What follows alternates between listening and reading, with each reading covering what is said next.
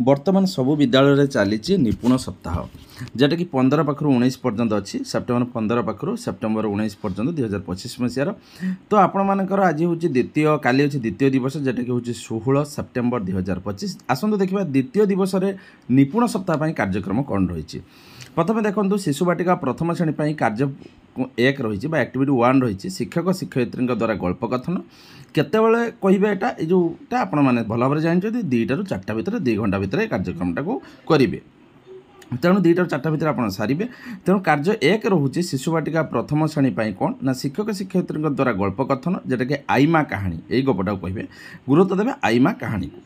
तापर कार्य 2 रहिबो प्रहेली गोटे पजल देवे जेटा कि आपण पिला माने आपण सूचना अनुଯାयी दलगत भाव में कार्य करेंगे।